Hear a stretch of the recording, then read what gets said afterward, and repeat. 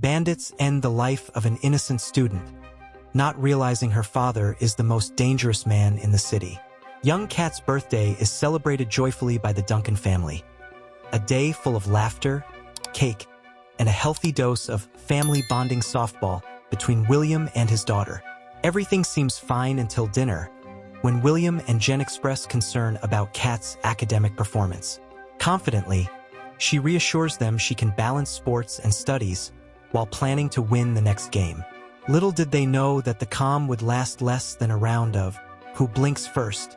In the darkest corner of the city, a club called the Den is invaded by the Fetter Boys, a gang that clearly missed the memo on good manners. Amid questionable dancing and cheap drinks, their leader, Donnie, turns a misunderstanding into a brutal murder. As if that weren't enough, his sons, Rory and Danny, arrive to continue the family legacy. Eager to prove himself, Danny is handed a gun for a not-so-subtle baptism that will involve innocent blood. Seriously, they could have just played chess or something less problematic. Meanwhile, the Duncans decide to grab tacos to celebrate their softball win. However, when William steps into the restaurant, Kat is attacked by the Fetter Boys. In a heart-wrenching scene, Danny completes his trial by fire by taking Kat's life. When William hears the gunshots, it's too late to save his daughter. Justice, which should bring relief, only adds frustration. Danny gets a light sentence of 5 to 7 years and doesn't even admit guilt. Devastated, William decides that, if justice won't do its job, maybe he will. From here, the plot thickens. William follows Danny to his house, waiting patiently like he's on safari.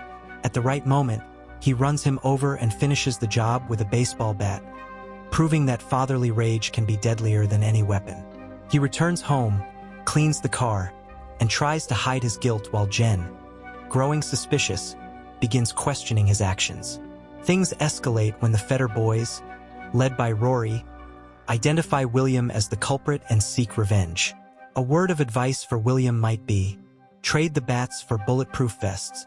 The climax reaches new heights of chaos when Rory and Donnie break into the Duncan home. The result? Jen is killed, and William is gravely injured, barely surviving the attack. At the hospital, he faces an existential crisis but is persuaded by Chen, the detective, to fake his death to avoid further retaliation. After a period of rehabilitation and planning, William escapes in dramatic fashion, disguised as a janitor. Honestly, if this isn't a nod to the Jason Statham era of cinema, what is? Teaming up with Dante, a smuggler of cars and weapons who also hates the Fetter Boys, William arms himself to the teeth and acquires a car. Here's the question. Is he carefully planning how to deal with Donnie, or is it all pure instinct? One intriguing aspect of the film is how the protagonist is portrayed as an ordinary man seeking justice. Could William, with his trauma and extreme decisions, be seen the same way? But let's get back to the story. Shortly after, William heads to a wide field to practice his shooting skills, swapping family photos for empty bottles as targets. Days pass as he perfects his aim, preparing for an unfriendly showdown with the Fetter Boys. On the big day, he visits his family's grave, paying a heartbreaking tribute that screams, "This isn't over." Fueled by vengeance hotter than coffee in hell, William sets out armed with a thirst for justice that would make even Rambo look restrained. The first target? Zach, Rory's muscle-bound right-hand man, whose workout routine probably includes lifting cars. William breaks into Zach's house, finding him engrossed in a video game, likely something ironic like Call of Duty. A brutal fight ensues, with Zach initially having the upper hand until the tables turn. Pleas for mercy stand no chance against William's obsessive focus. Hours later, the police find Zach's lifeless body, probably thinking, guess he didn't beat the level in time.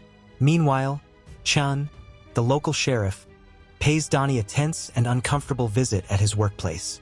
He warns the Fetters that William is still alive and not exactly in a forgiving mood. Naturally, the Fetters ignore him. As Chun leaves the club, William, suspicious of everyone, including Chun, decides to borrow the officer's gun. A tense confrontation follows, with William accusing Chun of betrayal and making a not-so-subtle death threat if he interferes. Surprisingly, Chun walks away alive, proving that sometimes talking can save your skin. Moving on to Donnie's office, William pulls off the best drunk guy performance of the year to full security. Inside, Donnie greets him as if expecting his end. William delivers a monologue about the first life he ever took, recounting it as if at a poetry slam. But the mood quickly darkens when he ends Donnie's reign with a single thunderous shot. Stealing Donnie's phone, he calls Rory to deliver the news, utterly devoid of sympathy, of course. Rory, however, reacts with the emotional range of a brick. The remaining fetters hunt William inside the club, starting a chaotic game of cat and mouse. Ever dramatic, William hums a lullaby before the bullets start flying. Despite taking a shoulder wound, he manages to escape, dragging himself to safety. But his troubles are far from over as Rory and his men track him to a motel. A shootout ensues, with William joining forces with Dante in a desperate last stand. Eventually, they flee to Roach's garage, where more bullets fly, bodies fall, and Rory proves to be as relentless as a Terminator.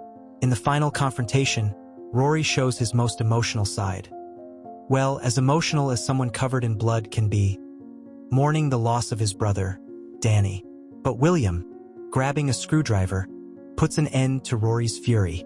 The police arrive just in time to clean up the mess, sirens blaring. Dante escapes, but William does not.